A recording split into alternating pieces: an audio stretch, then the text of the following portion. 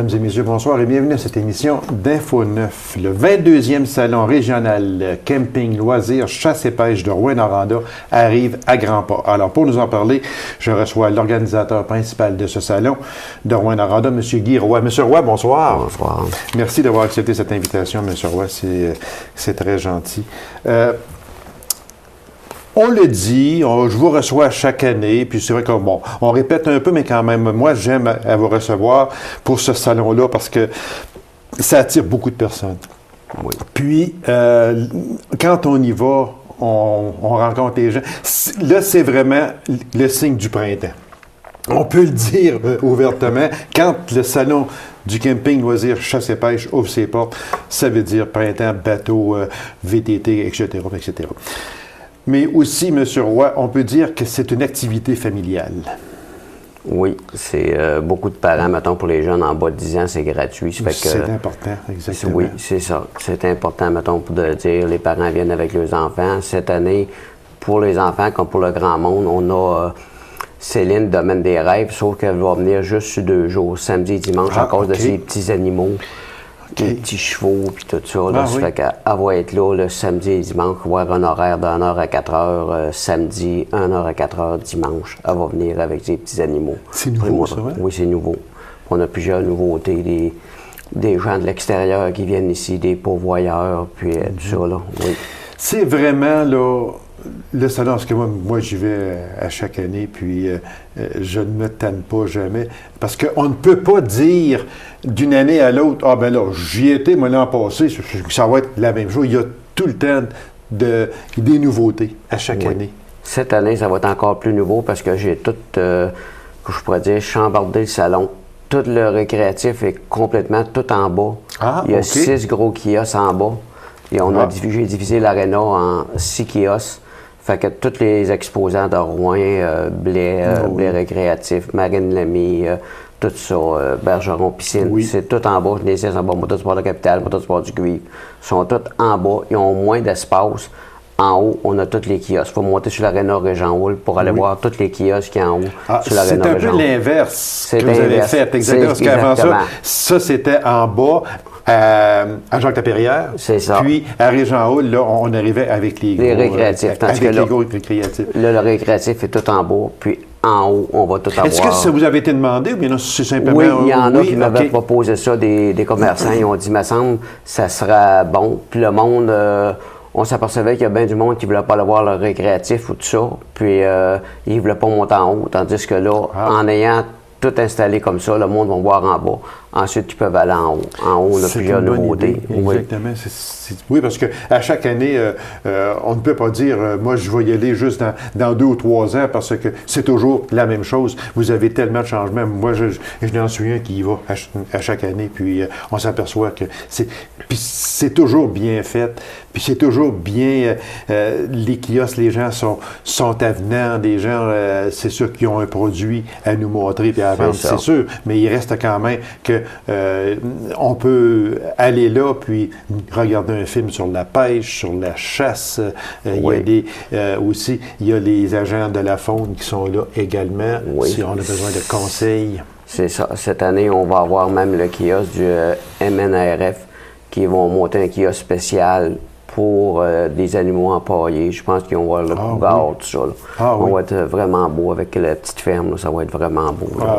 D'accord, moi, c'est vraiment une activité familiale.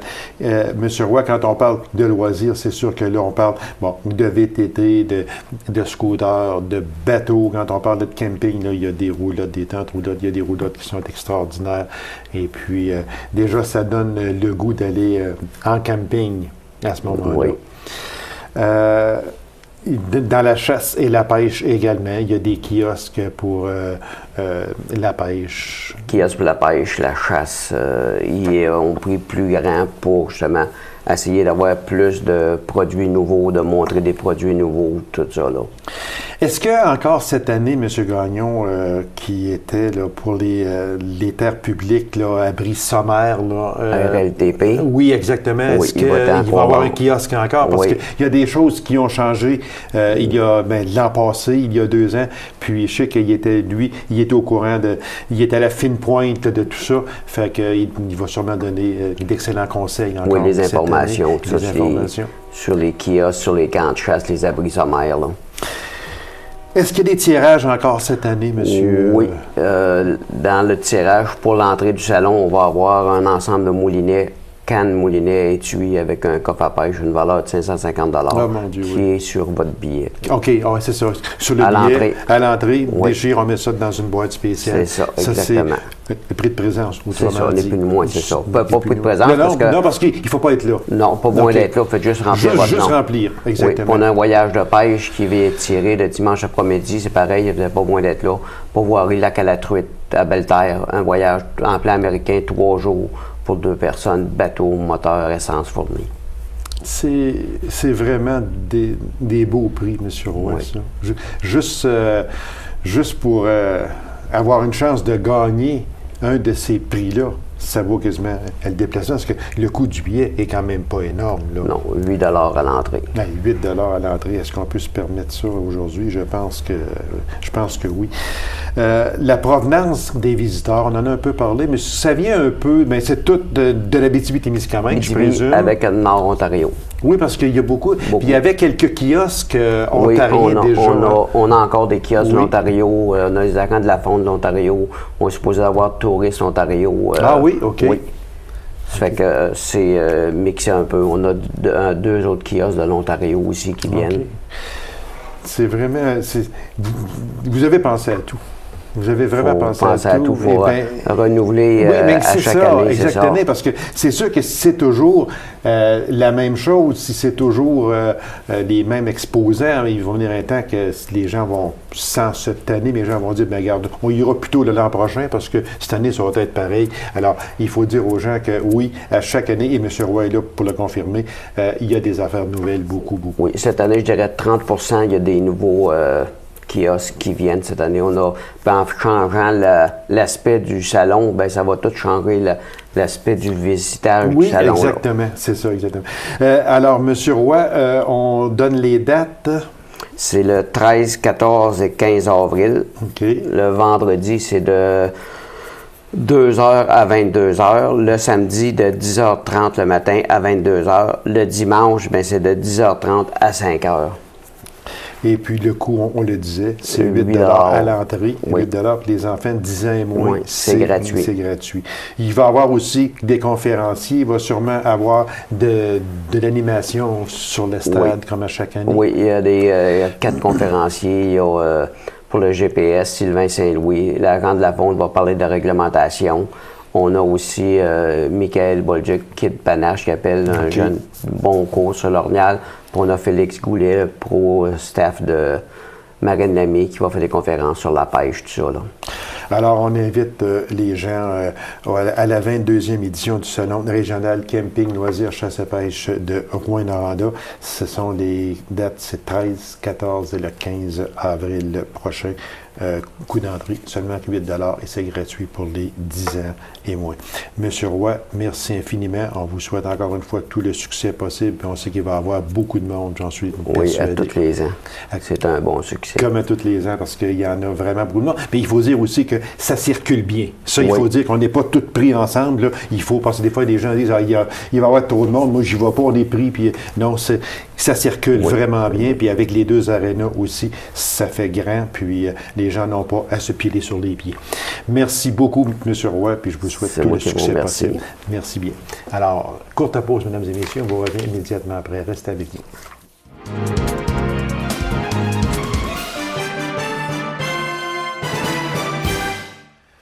Après plus de 10 ans à la barre d'ATR Associés du Québec, M. Jocelyn Carrier tire sa révérence. Avec grand plaisir, je le reçois. mesdames et messieurs, M. Jocelyn Carrier. M. Carrier, bonsoir. Bonsoir, M. Lacasse. Ça va bien? Ça va très bien. Oui. Et vous, pareillement, M. Carrier? Eh oui.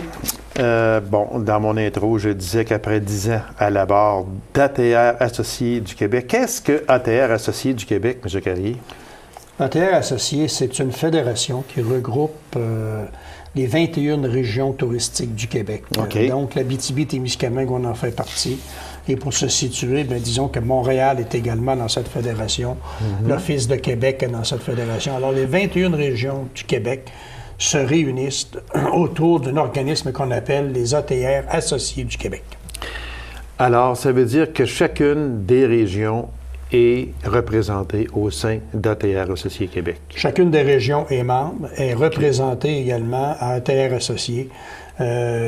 Tout récemment, c'était, les années passées, c'était par son président et son directeur général. On était 42 au conseil d'administration. Maintenant, depuis février, il y a une nouvelle structure. Justement, on va revenir un peu sur ça, monsieur. C'est ça, exactement. Alors, ça, c'était un de vos plus grands dossiers. En tout cas, on va en revenir un petit peu tantôt. C'était un grand dossier, oui, monsieur. Exactement. Moi, si je vous demandais, monsieur Carrier, comment vous en êtes venu à la présidence de ce groupe il y a une décennie passée? Bien, disons que tout d'abord, j'étais conseiller municipal à Amos. Oui, exactement. Le maire m'avait donné le tourisme, les pompiers, la police, les HLM et le tourisme. Plusieurs beaux dossiers. Je connais ça rien ou à peu près. C'est encore pareil. Là. Il y en a qui vont dire encore qu'ils ne connaissent rien, mais il reste tout de même que... Mais pas en tourisme, par exemple. En tourisme, vous en connaissez beaucoup plus que beaucoup de monde. Et à ce moment-là, je me suis aperçu que oui, on travaillait à Amos, on avait créé Tourisme Maricana, on avait des comités de consultation, mais que si on continuait à travailler en vase clos, ça ne nous donnait rien. Et j'ai rencontré le maire dans un caucus. J'ai dit, écoute, je pense qu'il faut être beaucoup plus actif au niveau régional, beaucoup proactif. Alors, il dit, bon, OK. Ça fait que je me suis fait déléguer à l'association touristique à ce moment-là.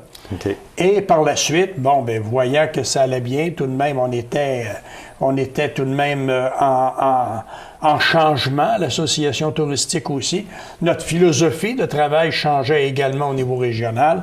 Donc, ça devenait de plus en plus intéressant. Et quelques années après, 2 ou 3 ans après, je suis devenu président du conseil d'administration de Tourisme Abitibi-Témiscamingue. Et ça, juste le fait que je suis président là, ça me donnait un siège à la fédération pour représenter la région. C'est un peu comme ça que je suis arrivé là. C'est comme ça que vous êtes en arrivé à la présidence de ça. Vous avez effleuré un peu ce dossier-là. J'aimerais qu'on revienne parce que je pense que c'est un de vos plus gros dossiers, sinon le plus gros dossier à la barre de l'ATR.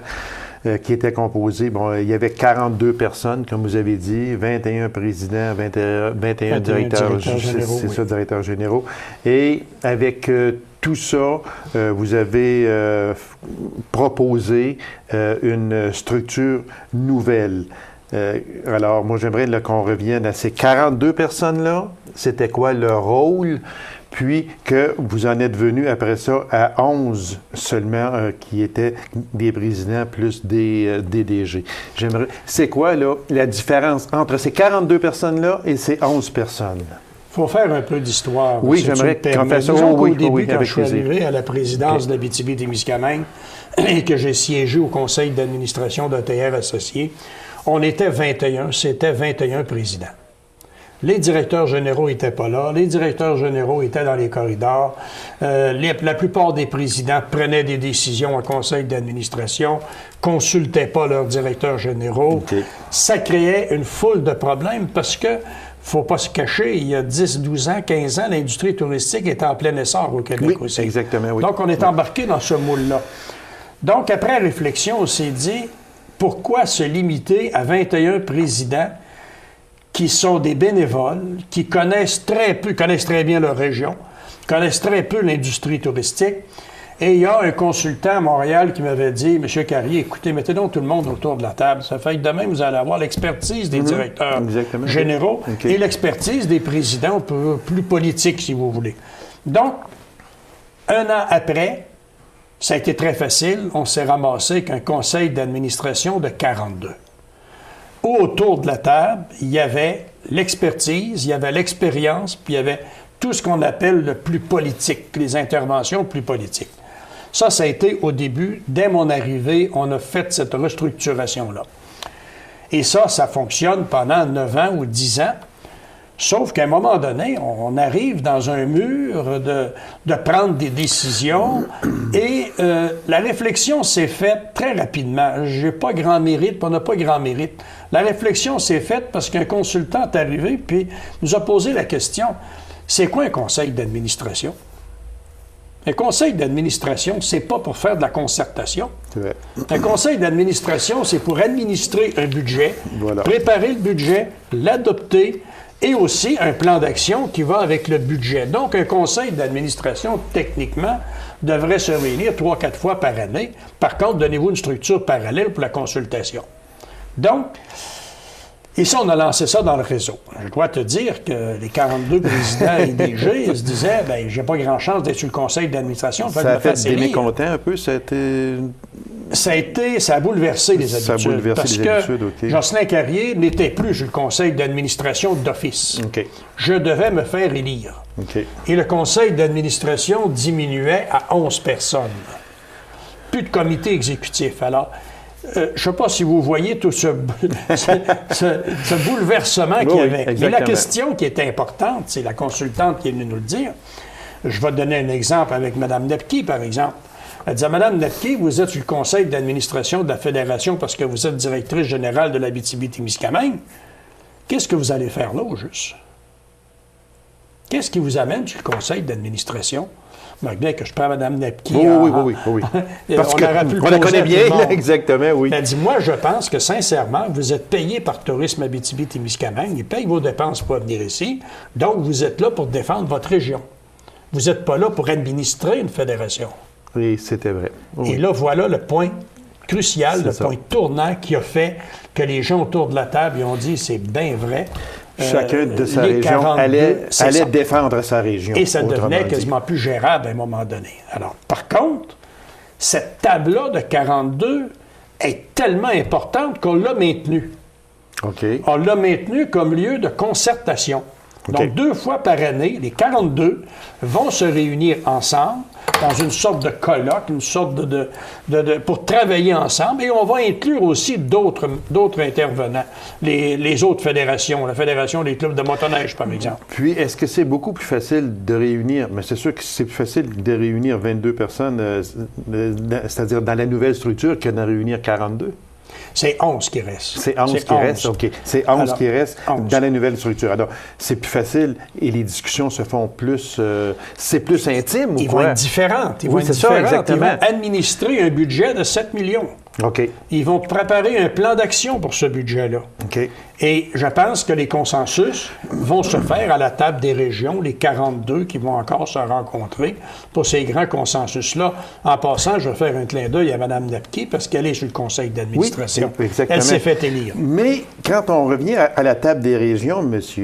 Carrier, 2 fois par année, les 21 présidents, 21 DG que l'on retrouve dans les 42 là, qu'on avait avant les nouvelles structures, elle n'est pas décisionnelle. Non, elle n'est pas décisionnelle. Elle est là pour tracer des grandes orientations de travail, pour dire au conseil d'administration, voici comment nous, on voit ça dans les régions du Québec. Et quand vous allez préparer votre plan d'action, c'est-à-dire, c'est probablement eux autres qui vont faire le plan d'action aussi, qui va être adopté par le conseil d'administration. Oui, c'est sûr. Quand vous allez avoir à créer vos priorités au niveau du conseil d'administration, mais tenez compte des discussions qu'on a là, parce que l'expertise, il ne faut pas se le cacher, elle va être là, l'expertise. Elle vient de là. Et ça va nous permettre de faire de grands consensus. Les OTR, par exemple, les régions qui travaillent en motoneige, qui ont des pourvoiries, vont pouvoir prendre 1 heure, 2 heures, se parler entre elles avec les fédérations qui vont être invitées également. Ça, c'est important. Fait que sans être décisionnel, mais seulement ce qui va sortir de ce consensus-là, de cette table des régions-là, va quand même être quelque chose qui va être très abordable. Et on ne peut pas repousser du revers de la main et dire, ben non, ça, on ne touche pas à ça, on ne touche pas à ça. Parce que sans être décisionnel, mais seulement cette table-là, elle est vraiment d'une importance capitale. Elle est très importante parce que c'est là qu'on va se faire les consensus avec les gens de l'industrie. C'est ça, exactement. Et on dit 42, Mais on réfléchit actuellement à ce que les directeurs marketing devraient être là de chacune des régions. Parce que tous les hôteliers font du marketing, font de la promotion. Sûr. Et de plus en plus, nous, on dit aux régions, travaillez ensemble. Arrêtons de travailler isolément.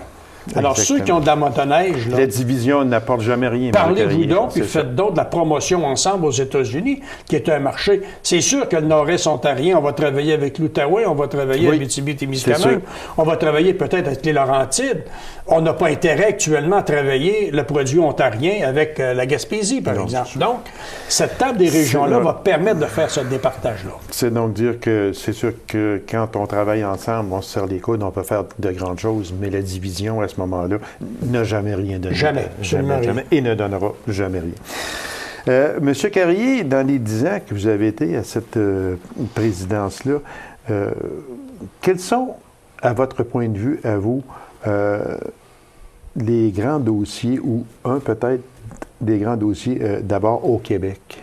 C'est quoi qui vous a le plus marqué, si vous voulez? Je dois dire que c'est une philosophie nouvelle qui a été inculquée. C'est-à-dire, allons-y pas par affrontement, travaillons par négociation. Je dois vous dire qu'on travaille énormément avec le ministère du Tourisme. C'est eux autres qui nous soutiennent, qui nous subventionnent et qui nous soutiennent. On travaille beaucoup avec le ministère des Transports. Autrement dit, on travaille avec 12 ministères différents. Okay. Donc, c'est pas nécessairement dans la confrontation qu'on va réussir les choses, c'est dans la concertation avec eux, à se parler, à travailler. Et on arrive aujourd'hui... on a fait un plan de développement, par exemple, un programme de développement où les hôtelières ont investi 500 000 chacun, le ministère du Tourisme 500 000, conférence régionale 500 000. Ces négociations-là ont été faites au niveau provincial par hôtelières associées. Okay. Je pense que ça, c'est important. Et l'autre, c'est toutes les ententes avec le ministère du Tourisme qu'on a pour les 21 hôtelières pour le fonctionnement de chacune des régions du Québec. Si on parlait maintenant en Abitibi-Témiscamingue, parce que vous avez joué un rôle aussi qui est très important en Abitibi-Témiscamingue, un rôle que vous allez continuer à jouer aussi. Puis, mais ce serait quoi aussi un dossier en Abitibi-Témiscamingue qui a été très important? Il y a 2 dossiers. Le premier dossier, c'est que quand on me dit que ça a changé, je ne sais pas qu'est-ce qui a changé exactement. Moi, chose qui est certaine, c'est qu'on a bâti une équipe à l'hôtelière de l'Abitibi-Témiscamingue, une équipe dynamique, une équipe compétente, une équipe aussi qui a des visions de l'industrie touristique pour l'Abitibi-Témiscamingue. Ça a été peut-être le plus grand mérite que je peux avoir, là. C'est d'avoir réussi, avec les gens qui étaient là, de bâtir une équipe et de se donner une vision de développement. Ça, c'est peut-être la plus grande réalisation qu'on a fait et je pense qu'on le ressent aujourd'hui aussi, de quelle façon ça fonctionne bien. L'autre, on s'est vite aperçu aussi que dans la région, ce qu'on faisait au niveau provincial, il faut le faire dans la région. Il faut travailler avec les territoires, il faut travailler avec les 5 MRC, il faut travailler avec les préfets, il faut travailler avec les CLD, il faut travailler avec le monde de la place. Il faut travailler avec les municipalités aussi. C'est pas pour rien qu'on a en Abitibi-Témiscamingue 56 municipalités qui ont passé des résolutions.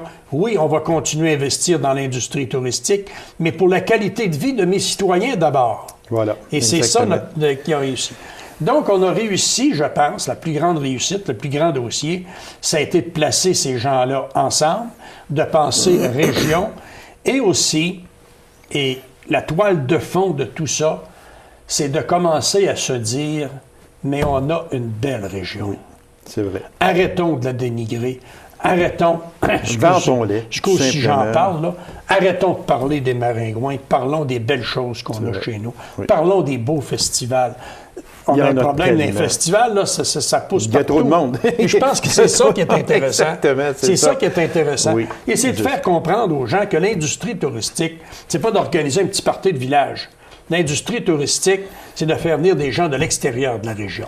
Voilà, parce qu'on et le plus bel exemple que je donne toujours, c'est la troupe de théâtre à Cœur ouvert. Avec le Paradis du Nord, c'est un moteur touristique extraordinaire. Voilà. Puis, c'est tellement vrai ce que vous dites, M. Carrier, parce que moi, disons que j'ai eu à côtoyer assez près l'Association touristique d'Abitibi-Témiscamingue pour les raisons que vous connaissez. Mm-hmm. Puis, il est vrai que on aurait dit aussitôt, les années 2000 arrivées, il y a eu un boom touristique dû justement à l'ATR, qui a vraiment mis l'emphase sur ce que vous avez dit. Arrêtons de penser mouche noire et maringouin et pensons au grand festival qu'il y a chez nous. On a le festival du vin, on pourrait en nommer beaucoup.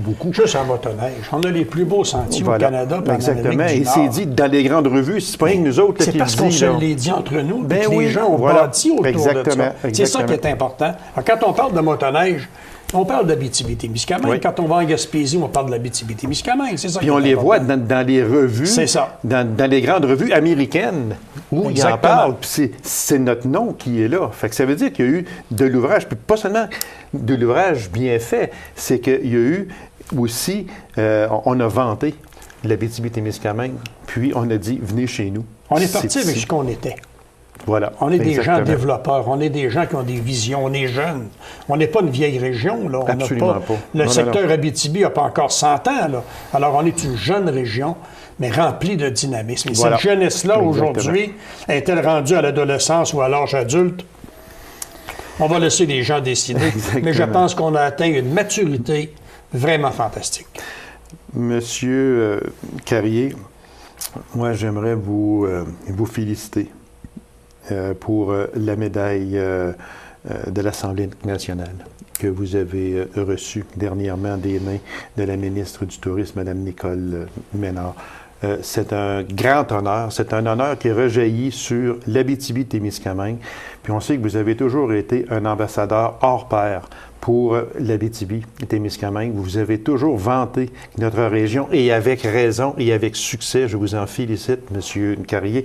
Et cette médaille de l'Assemblée nationale, vous la méritez amplement, et au nom de toute la population de l'Abitibi-Témiscamingue, je vous en félicite énormément. Puis merci d'avoir toujours défendu notre région, parce que vous l'avez tellement bien défendu qu'on regarde aujourd'hui ce qu'est l'Abitibi-Témiscamingue au point de vue touristique. Et contrairement à une espèce de sondage qu'il y a eu, que je ne veux même pas parler, chez nous, en Abitibi-Témiscamingue, c'est une des régions les plus recevantes. Et Tourisme Abitibi-Témiscamingue y est pour beaucoup. Et vous y êtes également pour beaucoup. Alors, M.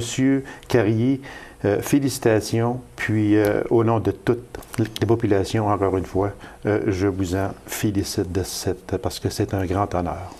Je vous remercie. Je m'excuse de ne pas l'avoir apporté pour vous la montrer, mais j'accepte ces choses-là que vous me dites. Mais je dois vous dire que j'ai un seul mérite dans tout ce développement, c'est d'avoir su m'entourer d'hommes et de femmes compétents, qui avaient des idées puis qui avaient une vision d'avenir de notre région. Autant à Tourisme Abitibi-Témiscamingue qu'à Laval, par exemple, pour les associations touristiques associées du Québec.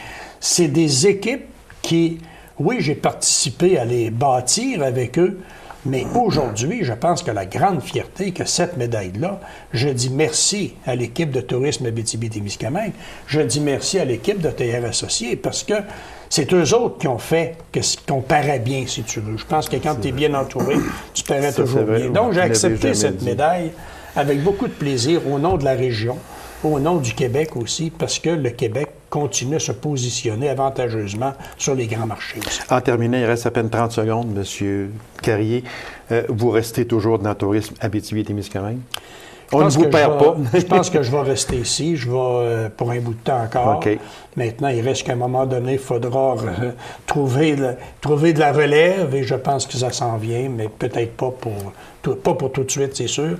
Peut-être pas non plus pour l'an prochain. Monsieur Carrier, merci infiniment. Félicitations pour vos 10 ans à la barre de ATR Associés du Québec. Félicitations également pour votre médaille à l'Assemblée nationale, et merci pour tout ce que vous avez fait pour le tourisme chez nous. Je vous en remercie beaucoup. Merci beaucoup, M. Lacasse. C'est moi qui vous remercie. Alors, mesdames et messieurs, merci d'avoir été là. On se donne rendez-vous à une prochaine émission d'Info 9. Au revoir.